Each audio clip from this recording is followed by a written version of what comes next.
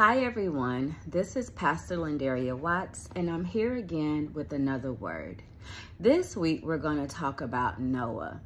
God has been putting it on my heart for the last week. All I keep hearing was 40 days.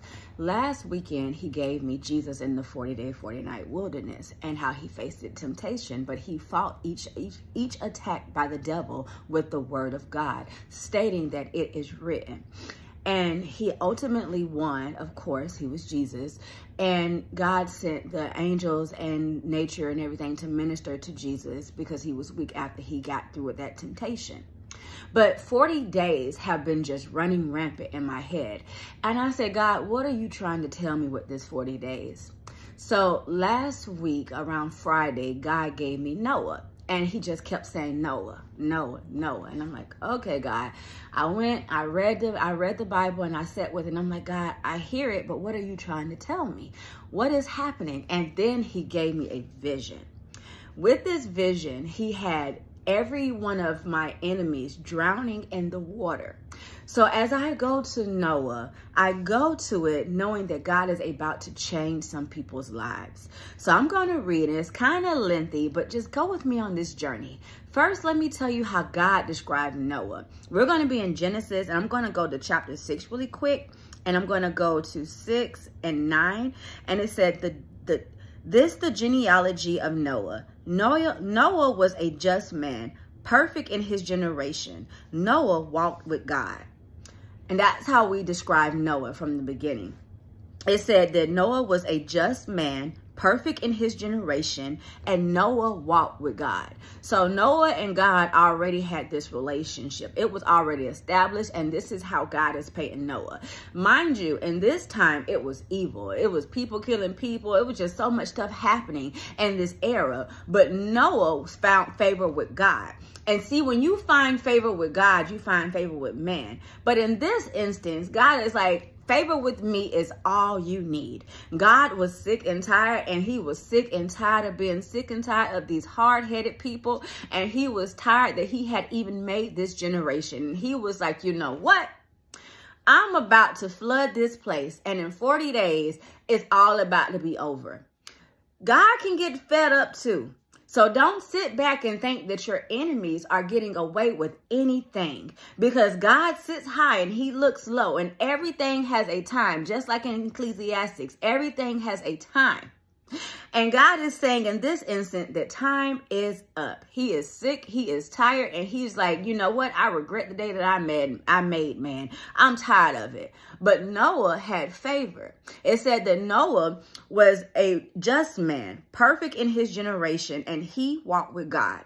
So come with me over to Genesis 7. It said, then the Lord said to Noah, come into the ark, you and all of your household, because I have seen that you are righteous before me in this generation. When God gives you the come or the go, you better start running. You better start taking off running. Don't walk. Don't crawl. You run to where God is telling you to go, because God has blessings with your name on it. He said that he told Noah to come into the ark, you and your household. This is how favor happens. So when you find favor with God, everything you touch is blessed. Everywhere your feet walk is blessed. Everywhere your hands touch is blessed. Everywhere you are is blessed. It said you and your household. When it described Noah, it didn't say his family was just. It said that he was. So because they are attached to Noah, they are blessed as well. Everything that is attached to you is going to win. It is imperative that you're taking the right people, places, and things with you into this next dimension that God is getting ready to give you, because everything attached to you is going to win. That is the big, you got to pay attention. Be mindful of who you're taking with you, because you got to know who you are and whose you are and how favored you are. The favor shall follow you all the days of your life. And everywhere you go, you're going to be blessed. It said that he said, come into the ark, you and all of your house, not some, but all of your house, because I have seen that you are righteous before me in this generation. Not them. He said that you are righteous. So Everybody in your household can be whatever, but you are that one that's getting ready to set your family free. You are that generational curse breaker. You are the one that God says you are about to break the mold. You have the favor of God. You have the anointing of God. You have all of these things. And because you chose to be just and perfect with God and upright with God, he's like, everything around you is about to go with you. God is going to tell you who you can take with you now. He said, all. Let me keep going. You should take with you 7 of each of every clean animal, a male and female, 2 of each animal that is unclean, a male and a female. Also 7 birds of the air, male and female, to keep the species alive on the face of the earth. For after 7 more days, I will cause it to rain on the earth for 40 days and 40 nights, and I will destroy from the face of the earth all living things that I have made. God had it. He's like, listen, I need you to get these animals, get 1 of each kind, male and female, because I've had it. I've had it. They're disobedient. They do what they want to do. They don't listen. They talk back and don't listen like a bad child. He was like, I'm sick and I'm tired of it. And I'm about to wipe out the earth. See, when God gets ready to do something, he always gives you some cliff notes to what's about to go down. Now, all these people could be looking at Noah like he crazy. He out here building this ark. It ain't even no rain in sight. But Noah heard what God said, and obedience is better than sacrifice, because he could have went out there and been disobedient and be wiped away too, because he started listening to the naysayers. See, the naysayers don't know what God has been telling you in the dark. They don't know what God's been telling you in your worship room. They don't know what God's been giving you, the secret codes, the context clues. They don't know because they are part of God's judgment. So they don't know. So while Noah over there, and Noah's over there, and he's over there building his ark, they're over there saying, look at him. Look at him. I don't know what he out here building this ark for. Ain't no rain in sight. Ain't no rain in sight. But they don't know how God operates. And obedience is better than sacrifice. He said, for after 7 more days, I will cause it to rain on the earth for 40 days and 40 nights. After the 7 days, pay attention. There's going to be a major change in the atmosphere. After the 7 days, here comes the 40 and 40 days and the 40 nights. God is getting ready to do some shape shifting in the atmosphere. There is some abundance getting ready to come down in the atmosphere. God is getting ready to reveal and remove some people and places and things in your life. And your life is never going to be the same again. God is saying after the 7 days, here comes the 40 days. And after them 40 days, that next day after that 40th, here comes the breakthrough. Here comes the breakthrough. Let me stay on task. It said 7 and 5. It said, and Noah did all according to all that the Lord had commanded him. Obedience. And Noah did all that God had commanded him to do. Noah did it all. Noah was 600 years old when the flood waters were on the earth. He was 600 years old. And here are some people saying that they're too old to do what God has told them to do, to start that job, to start that ministry, to write that book. People are saying, I'm too old for this. I'm too old for this. Noah was 600 years old. Could you fathom being 600 years old and being told that you got to go build an ark, that you got to go out here and wrestle with these beasts and bring them in 1 at a time, 1 of each kind, and male and female, and you got to bring them and put them on this ark? And you know how stubborn a mule is? He got to go get a mule. He got to go get the creeping things. He got to go get the birds of the air. He was out there fishing for birds. He was out there fishing in the sea. Noah was out here corralling all of these animals together at 600 years old. And you're telling God that you're too old. You're telling God that you're too old for the job. You're not the man for the job because you're too old. You're not the woman for the job because you're too old. You can't get married now because you're too old. You're washed up. And God is saying, have you considered my servant Noah? Noah was 600 years old. Could you fathom? Your life is almost done. So he's thinking he's about to croak, it's over. And here comes God giving Noah an assignment. He's saying at 600 years old, you're ripe for the picking. And I declare and decree at whatever age you are right now that you're ripe for the picking. And God is picking you up and he's saying that I am choosing you. You are the man for the job. You are the woman for the job. You are never too old. You are never too young. I am choosing you. You are upright in all his ways. You are perfect in all his ways. You are just man. You are just woman. And I am choosing you. I know that obedience is better than sacrifice when it comes to you. And you're not worried about the naysayers of the world. I'm going to tell you to do something and you go run, not walk. You go run, not half step. You go run, not crawl. You go run into your destiny. You're not going to worry about what people are saying. See, people are going to come steal, kill, and destroy all of your dreams because they can't see what God has been speaking to you in your quiet place. They don't know the tears that you cried in your quiet place. They don't know how God has delivered you from the hands of your own self. They don't know what you've been battling with in the dark. But I imagine that Noah was looking at this world and he was looking at how chaotic it was. And he was like, God, do you not see what they're doing? God, do you not see how ungodly and how evil they're behaving? And God is saying, Noah, I know, but I know that you're the man for the job. And I know that you can deliver. And I know that I can call you for such a time as this. And I know that I can deliver you. And I know I can call on you because you are my obedient servant. You are my good and trusty servant. I know that I can depend on you, Noah. I know I can. So it said, so Noah was with his sons and his wife's sons. And they went into the ark. And he went into the ark because the waters of the flood. Of the clean animals and the animals that are unclean of birds and everything that creeps on the earth. 2 by 2 they went into the ark to Noah, male and female, as God had commanded. And it came to pass after 7 days that the waters were flood on the earth. I'm going to stop right there for a second. Because whenever I hear and it came to pass, God is doing a new thing in your life. Whenever I see and it came to pass, God is doing something new in your life. God is getting ready to show up and show out in your life. It came to pass. That means it didn't come to stay. The storm can't come to stay. The hurricane called life can't come to stay. It has to come to pass. Everyone says, I'm going through something, but you have already declared your breakthrough. You said, I'm going through, meaning it's not coming to stay. That means that it's deliverance on the other side. You are coming through. You are breaking through. And it came to pass. The past is not the present. It has to come to pass.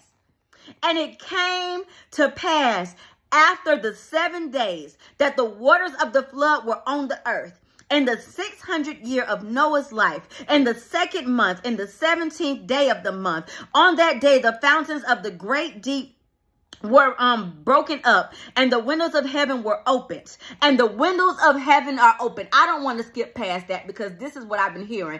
God is opening up the windows of heaven. God is opening up the windows of heaven. No good thing will be withheld from you. No good thing will be withheld for you. God has heard your tears. God has heard your tears. And he's about to show up and show out in your life. And it came to pass. God is opening up the floodgates. Yes, there's a literal flood happening with Noah. But there's about to be a literal flood in your life of overflow, of abundance. God is getting ready to open up the windows of heaven. You will no longer struggle. You're coming from poverty to overflow. You're coming from lack to never lacking again. You're coming from being a borrower to being a lender to many nations. You are coming into your abundant seasons. God is saying you will no longer be in lack. Poverty will no longer be on your generation. You are the chain breaker. You are the generational curse breaker. God is getting ready to do something amazing through you. And everything that is attached to you, everything that is attached to you is about to win. You better catch and receive this message. You better catch and receive this message. God is not playing right now. 7:12. And the rain was on the earth for 40 days and 40 nights. This is what God is saying to me about that flood. It had to happen. It had to happen. God is saying that in this flood, he had to drown out all the evildoers. And all I keep hearing every time I see Noah, everything that I keep seeing is all the evil people trying to hold on to the boat because they dared to laugh at Noah as he was building this ark, as he was building this boat. He was out here and he was laboring and he was getting these animals. Nobody offered to help him corral no cattle. No one asked him to help him fish and get these fish out to sea. No one asked him to get these birds out the air. They didn't ask for no help. They didn't come and assist him. None of them did anything, but they watched him struggle. But everybody that has watched you struggle in your life is about to watch you get set free. My God. My God, catch and receive this. Everybody that has watched you struggle, everybody that has been laughing at you in your struggle is about to watch God move in your life. They're about to watch the literal hand of God move in your life like never before. They're about to watch you come from nothing to something, from nothing to something, from being last to first. What's first should be last and what's last should be first. And they are about to see some modern day miracles. They are about to see some modern day miracles, and God is using you because you're just like Noah. You see all of this calamity happening. You see all of this calamity happening, and you like, God, why are you choosing me? And God is saying, because just like Noah, you are a just man.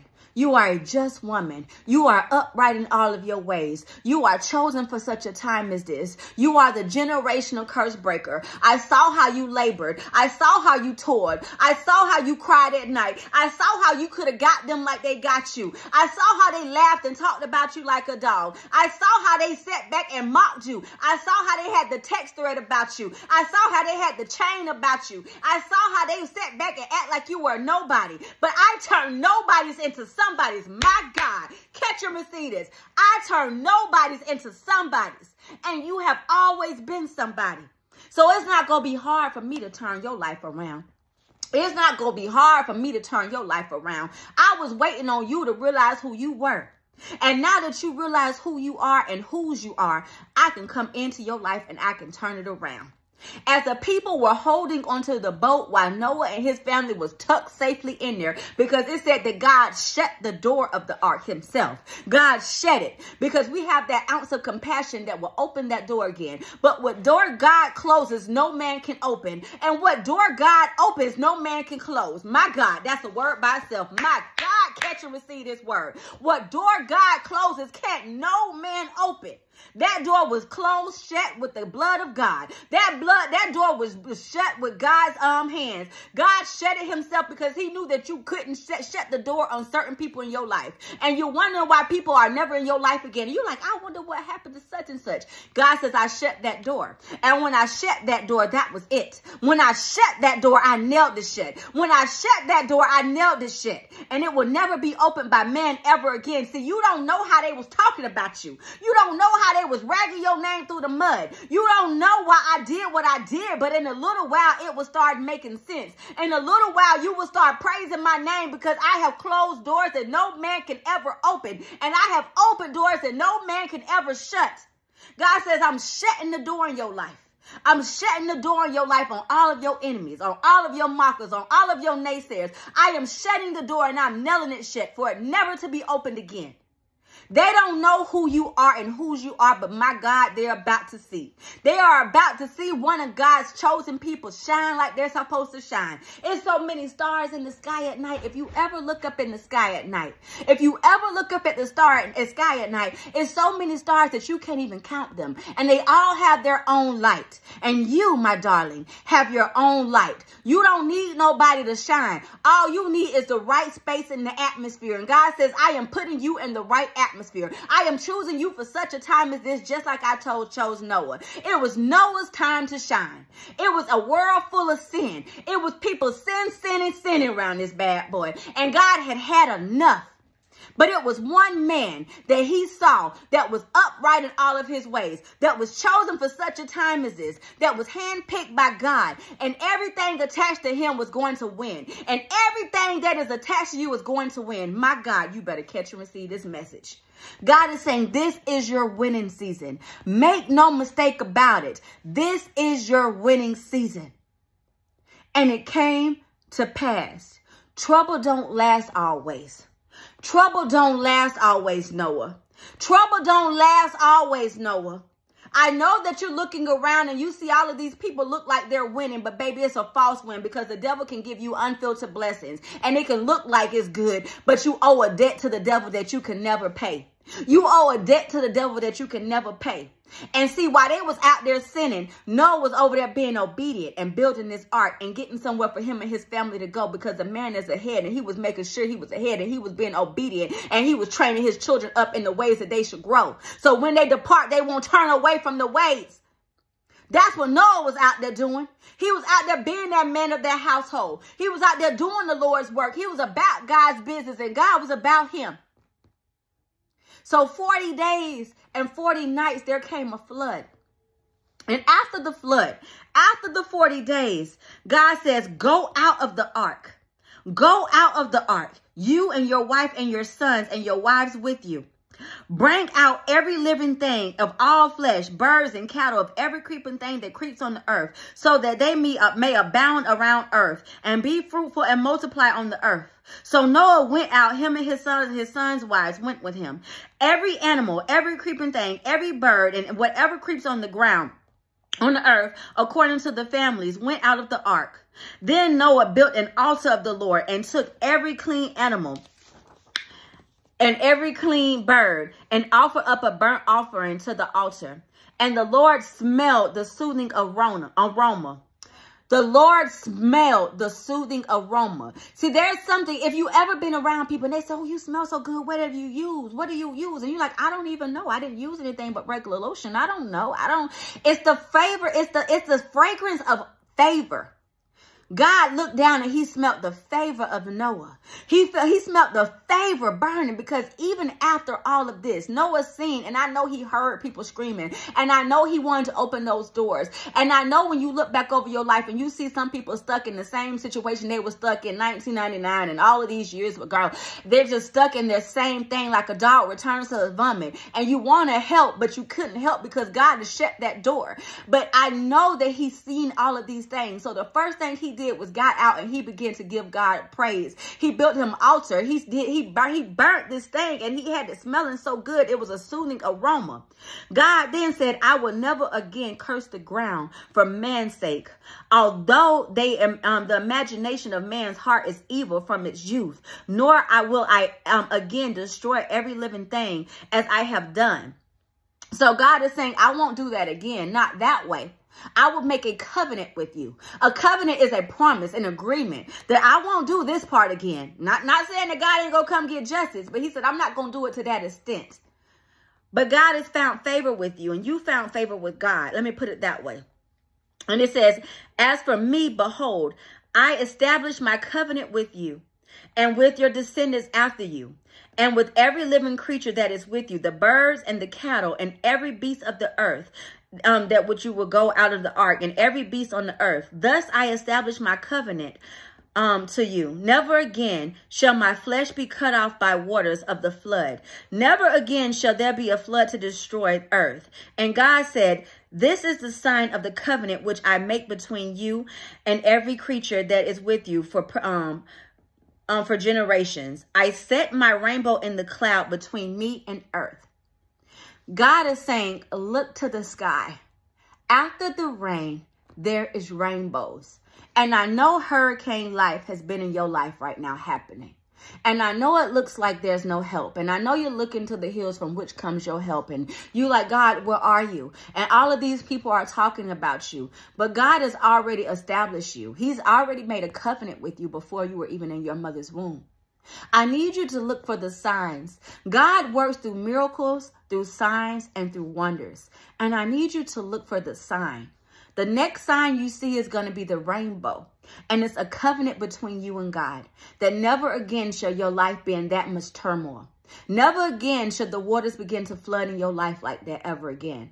But make no mistake about it. You are chosen for such a time as this. And any tongue that rises up against you shall be condemned. God is not playing about you. You are not something that God plays with. You are not something that somebody can sit around here and talk about like a dog. They can't sneak and talk about you. They can't even write a note about you. They can't even think about you badly without God acting up, because you are God's chosen.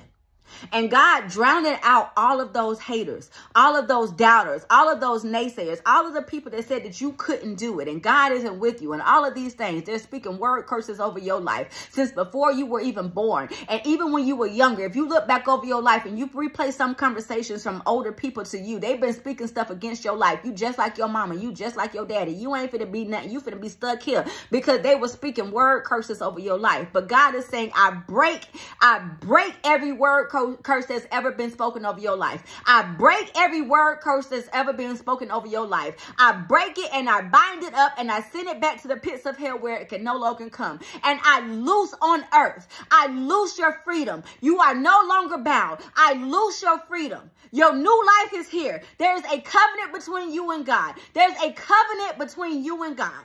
And God is about to open up the floodgates of heaven over your life. God is about to open up the floodgates of heaven over your life.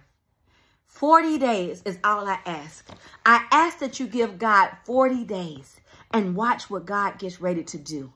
After these 7 days pass, give God 40 days and 40 nights and see won't God come into your life and turn it around. God is closing doors in your life that no man can open, and he's opening doors that no man can shut.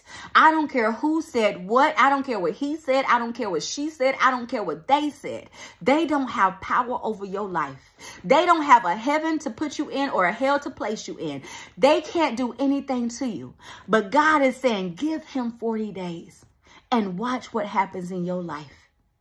God is getting ready to show up and show out in your life.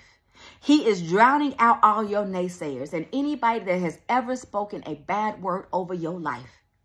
God is coming in and he's showing up and he's showing out in your life. Give God 40 days and watch what he does. God put me in Noah. So this is your homework. Go to Genesis chapter 6, 7, 8 and 9, and you sit with that and you ask God, what is he trying to show you? What is he trying to reveal to you? What is the secrets that needs to be unlocked in your life? My name is Pastor Lendaria Watts. You can find me on YouTube at Pastor Lendaria Watts. You can find me on Facebook at Pastor Lendaria Watts. You can find me on TikTok at Original Pastor Lendaria. And you can find me on Instagram at Pastor Lendaria Watts. I pray that this message finds you in peace. I pray that it gives you wisdom and understanding and knowledge on what God is doing for your life. And I just pray that I reached one. If I can get one of God's children, then I've done a good job. I speak peace over your life, abundance, prosperity, generational wealth. I just speak that God comes in and shows up and show out in your life. I pray a fresh anointing and a fresh favor in your life, and that God shows up and shows out in your life, and that you have a deep encounter with God, and may your life never be the same again. I love you all, and until next time, I am Pastor Lendaria Watts, and it is my honor to be here every Wednesday at 2 p.m. on GSSL Radio. Thank you and have a good night.